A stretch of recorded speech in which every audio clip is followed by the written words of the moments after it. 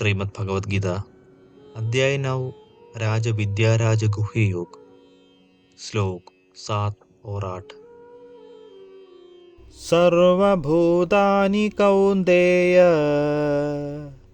प्रकृतिं यान्ति मामिकाम् कल्पक्षये पुनस्तानि कल्पादौ विसृजाम्यहम् प्रकृतिं स्वामवष्टभ्य विसृजामि पुनः पुनः भूतग्राममिमं कृत्स्नम्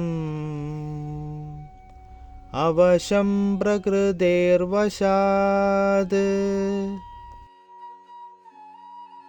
हे कुंती पुत्र, एक कल्प के अंत में सभी प्राणी मेरी आदि प्राकृत शक्ति में विलीन हो जाते हैं और अगली सृष्टि के प्रारंभ में मैं उन्हें पुनः प्रकट कर देता हूँ। प्राकृत शक्ति का अध्यक्ष होने के कारण मैं बारंबार असंख्य योनियों के जीवों को उनकी प्रकृति के प्रभाव के अनुसार पुनः पुनः उत्पन्न करता हूँ। पिछले 2 श्लोकों में श्री कृष्ण ने यह व्याख्या की है कि सभी जीव उनमें स्थित रहते हैं। उनके इस कथन से यह प्रश्न उत्पन्न होता है, जब महाप्रलय होती है तब समस्त संसार का संहार हो जाता है, तब सभी प्राणी कहाँ जाते हैं? इसका उत्तर इस श्लोक में दिया गया है। पिछले अध्याय के 16वें से 19वें श्लोक में श्री कृष्ण ने यह स्पष्ट किया था कि सृजन, स्थिति तथा प्रलय के चक्र का पुनरावर्तन होता रहता है। यहाँ कल्पक्षय शब्द का अर्थ ब्रह्मा के जीवन काल का अंत है।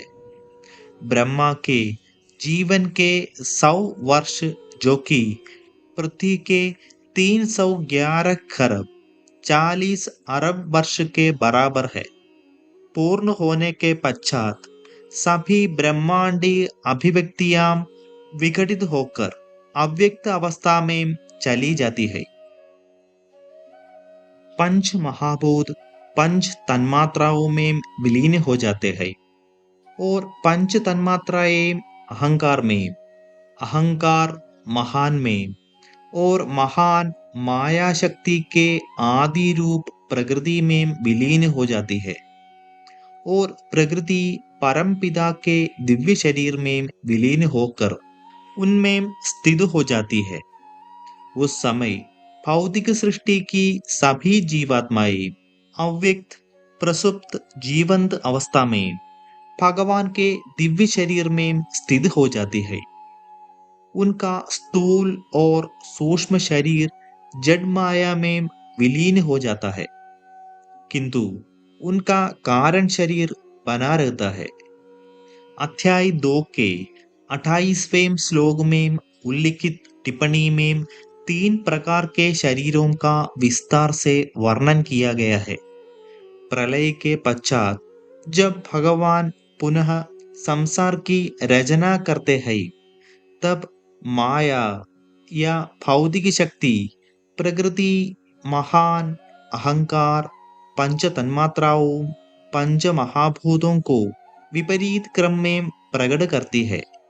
तब जो जीवात्माएं केवल कारण शरीर के साथ जीवंत सुप्त अवस्था में पड़ी थी, उन्हें पुनः संसार में भेजा जाता है। अपने कारण शरीर के अनुसार वे पुनः सूक्ष्म और स्थूल शरीर प्राप्त करती है और ब्रह्मांड में जीवों की विभिन्न योनियां उत्पन्न होती है। इन विभिन्न जीव रूपों की प्रकृति विद्यमान विभिन्न ग्रहों में भिन्न भिन्न प्रकार की होती है। कुछ ग्रह प्रणालियों में शरीर में अग्नि तत्व का प्रभुत्व होता है।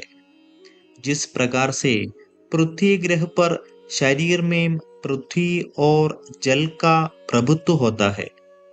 इस प्रकार शरीरों में ये विविधता उनकी सूक्ष्मता और जो क्रियाएं वे संपन्न कर सकते हैं के अनुसार होती है। इसलिए श्री कृष्ण इन्हें असंख्य जीवन रूप कहते हैं। आगे हम विस्तार से चर्चा करेंगे।